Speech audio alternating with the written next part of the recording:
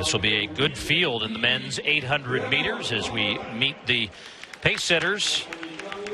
Guy LEARMONTH of Great Britain, Haroon Abda next to him, who competes and trains with the Oregon Track Club in Eugene. And he will be leading this phenomenal field that includes that man, Emmanuel Korir. Yeah, Emmanuel Korir, a real special talent. Amel TUKA, another gentleman who's running extremely well. There's KINYAMAL, 144.65, season's best. And of course, we know that man.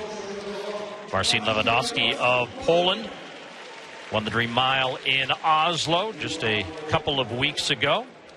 And Adam Schott, two-time world championship silver medalist at 800 meters. 144.74, the season's best. Murphy coming off his participation in the Bowerman Mile at Stanford. He finished 10th in that race, but ran 3:54. Speaks to the quality of that field that day. Very deep, very solid. Wesley Vázquez, Puerto Rico, 144.68, season's best. Very close to his personal best as we get a good look at Ferguson ROTICH. 5th in the Olympic final in Rio, and Brandon McBRIDE, the Canadian, ran collegiately at Mississippi State. So this is a good race shaping up in this men's 800 meters. Fastest time in the world this year is by an American, Donovan Brazier, in 143.63.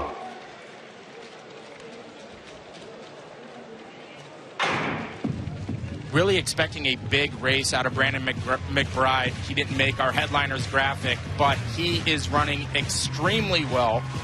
Season's best of 143.90 set in Rome. Well, an aggressive move on the inside by Vázquez, who's now going to have to wait for Abda to make his move to the front of the pack. He is instructed to take this group through the first lap in 49.5. Vázquez settles in right behind him, along with Korir and KINYAMAL. And then Clayton Murphy now moves up into the top 5. Athletes finding their way to the rail. Murphy choosing to stay to the outside of lane 1, out of the traffic. KINYAMAL looking very comfortable. 50.67. So almost a second slower than was instructed. Abda now takes them to the backstretch for the final time. Vázquez with about 2 or 3 meters now on Korir, and Korir has some work to do as he works his way down the backstretch and tries to close the gap on Vázquez. Vázquez running very aggressively. We'll see if it was too much too soon. Murphy in 4th behind KINYAMAL. McBRIDE now coming up on the outside shoulder of the American. Those are the top 5. TUKA trying to get back in the mix, but up in front it is Vázquez, and now Korir is going to try to challenge him on the outside, and Vázquez kind of gets tripped up a little bit. KINYAMAL looks good, but keep an eye on ROTICH on the inside.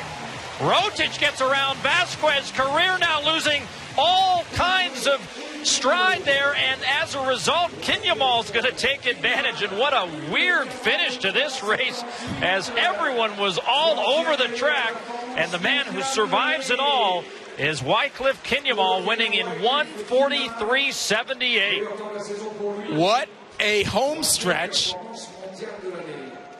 A lot of bumping, a lot of maneuvering, but in the end, it was KINYAMAL. We sort of need a Venn diagram to explain this last 100 meters, but you see Vázquez kind of get clipped a little bit, looks like by Korir. KINYAMAL on the outside in lane 3, and then ROTICH on the inside goes around Vázquez. Korir, that is not the best practice of your final few strides in a Diamond League 800, but KINYAMAL takes advantage and wins, and for yet another time, Korir cannot pick up a victory in a Diamond League race. Twice second place finishes this year, and this time he finishes in 3rd.